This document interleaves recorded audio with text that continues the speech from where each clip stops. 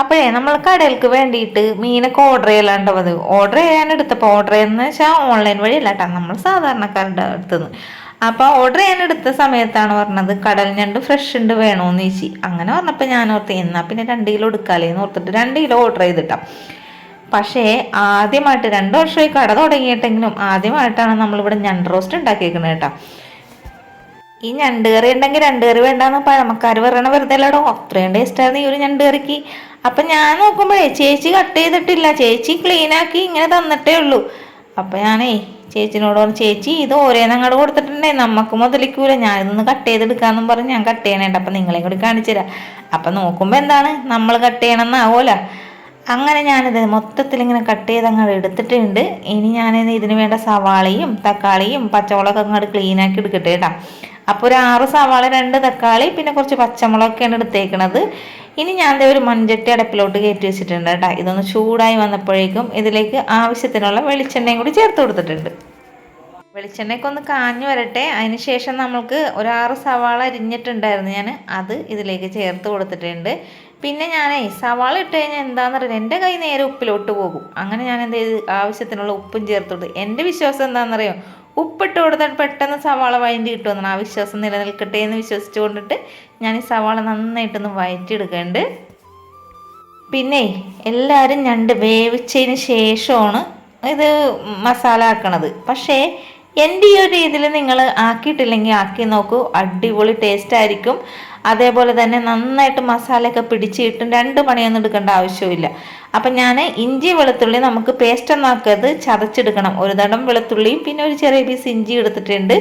പിന്നെ ഒരു 5-6 പച്ചമുളകും എല്ലാം കൂടി ചതച്ചെടുക്കണുണ്ട്. പേസ്റ്റ് ഒന്നും ആക്കരുത് കേട്ടോ. അതുകൊണ്ടിട്ടാണ് ഞാൻ ഈ അമ്മിക്കുട്ടി തന്നെ ഇട്ടിട്ട് ചതച്ചെടുത്തത്. ഇനി ഒരു 2 പുളിയുള്ള തക്കാളിയും കൂടി ചേർത്ത് കൊടുത്തിട്ടുണ്ട്. അതേപോലെ തന്നെ നമ്മൾ ഈ ചതച്ച് വെച്ചിരിക്കുന്ന ആ ഒരു ഇഞ്ചി വെളുത്തുള്ളി പച്ചമുളക് എല്ലാം കൂടി ഇതിലേക്ക് ചേർത്ത് കൊടുത്തിട്ടുണ്ട്. പിന്നെ കുറച്ച് കറിവേപ്പിലയും.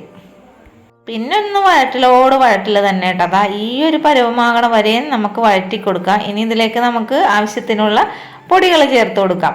അപ്പം ഞാനൊരു 2 സ്പൂണ് മുളക് പൊടിയാണ് എരിവുള്ള ചേർത്തേക്കണം. പിന്നെ 1.5 സ്പൂൺ കാശ്മീരി മുളക് പൊടി ഒരു കളറിന് വേണ്ടിയിട്ട് ചേർത്ത് കൊടുത്തിട്ടുണ്ട്.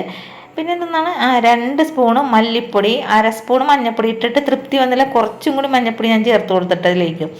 പിന്നെ ഞാൻ ഇതിലേക്ക് മസാലപ്പൊടിയാണ്, മീറ്റ് മസാലയാണ് ചേർത്തത്. കിച്ചൺ ട്രഷേഴ്സിൻ്റെ കേട്ടോ, എടുത്തെടുത്ത് പറയണേണ്. ഒരു 2 സ്പൂൺ ഇട്ടിട്ടുണ്ട്. 1 സ്പൂണ് കുരുമുളക് പൊടിയും ചേർത്ത് കൊടുത്തിട്ടുണ്ട്. എന്നിട്ട് ഇതെല്ലാം കൂടി ഒന്നും കൂടി ഒന്ന് വഴറ്റി കൊടുക്കണേ. സാധാരണ എല്ലാവരും ഞണ്ട് കറി വെക്കണം, ഞണ്ട് ഉപ്പും പുളിയൊക്കെ ഇട്ട് പൊറ്റിച്ചെടുത്തതിന് ശേഷം സവാളയൊക്കെ വഴറ്റി കുറേ കഷ്ടപ്പാട ദുരിതത്തിന് ശേഷമാണ് ഞണ്ട് റോസ്റ്റ് ഉണ്ടാക്കി വെക്കണത്. പക്ഷേ ഇതേപോലെ മസാല ആക്കിയിട്ട് ചെയ്യണമെങ്കിൽ പച്ചയോടുകൂടി ആ ഞണ്ട് ഇതിലേക്ക് ഇട്ട് കഴിയുമ്പോൾ ആ ഒരു ഞണ്ടിൻ്റെ എല്ലാ സ്വാദൊക്കെ കൂടി ഈ ഒരു മസാലയിലേക്ക് പിടിച്ചിറങ്ങി വന്നിട്ട് നല്ല അടിപൊളി ടേസ്റ്റ് ആയിരിക്കും. പിന്നെയാണെങ്കിൽ എളുപ്പം പണിയുമായിരിക്കുമെന്നേ. അങ്ങനെ ഞാൻ കുറച്ചിത് വെള്ളം ഒഴിച്ച് കൊടുത്തിട്ടുണ്ട്. വെള്ളം ഒഴിച്ച് എല്ലാം കൂടി ഇളക്കി കൂട്ടിയിട്ട് എനിക്ക് തൃപ്തിയായില്ല, കുറച്ചും കൂടി ഒഴിക്കണമെന്ന് തോന്നി. അങ്ങനെ ഞാൻ ലേശം വെള്ളവും കൂടി ഒഴിച്ച് കൊടുത്തു. അതൊക്കെ ഓരോരുത്തരുടെ ഇഷ്ടത്തിനനുസരിച്ച് ഒഴിച്ചു കൊടുക്കട്ടെ. പിന്നെ അധികം കൂടി പോകേണ്ട ആവശ്യമില്ല കേട്ടോ. ഒരു കഷ്ണം പുളി എടുത്തിട്ട് ഞാൻ 3ആയിട്ട് കീറിയിട്ട് അതും കൂടി ഇതിലേക്ക് ചേർത്ത് കൊടുത്തിട്ടുണ്ട്.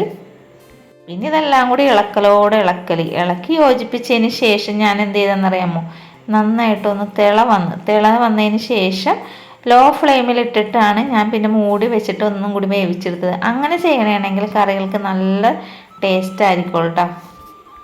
ഞാനിന്നിവിടെ ഞണ്ട് റോസ്റ്റ് ഉണ്ടാക്കിയപ്പോൾ നമ്മുടെ കടയിൽ പാചകം ചെയ്യുന്ന ചേട്ടൻ പറയണേ, ചേട്ടൻ 3 കട നടത്തിയിട്ട് ഇന്ന് വരെ ഞണ്ട് റോസ്റ്റ് എന്ന് പറഞ്ഞ സാധനം കടയിൽ ഉണ്ടാക്കിയിട്ടില്ല. കാണാൻ വേറെ ഒന്നുമല്ല, ഈ സാധനം കൊടുത്തിട്ടുണ്ടെങ്കിൽ അവരവിടെ നിന്ന് കടിച്ച് പൊട്ടിച്ച് നേരവും പോകും, പുറകിൽ ഭക്ഷണം കഴിക്കാനിരിക്കുന്ന ആൾക്കാർക്ക് ഇരിക്കാനും പറ്റില്ല. അപ്പോൾ അതുകൊണ്ടിട്ട് ഞണ്ട് റോസ്റ്റ് ഒന്നും ഹോട്ടലിൽ കൊടുക്കാറില്ല എന്നാണ് ചേട്ടൻ പറയണത്. പിന്നെ കൊടുക്കണമെന്ന് വെച്ചാൽ കള്ള് ഷാപ്പിൽ അങ്ങനെയുള്ള സ്ഥലത്തൊക്കെയാണ് കൊടുക്കണത്. ഞാനും പറഞ്ഞേ മേടിച്ചു പോയില്ല ചേട്ടാ, നമുക്കിത് പോകുമെന്ന് നോക്കാമെന്ന് പറയും. പക്ഷേ നമ്മൾ വിചാരിച്ച പോലെ അല്ല കേട്ടാ, സാധനം 2 കാലൊഴിച്ച് ബാക്കി എല്ലാവരും തീർന്നിട്ടാ.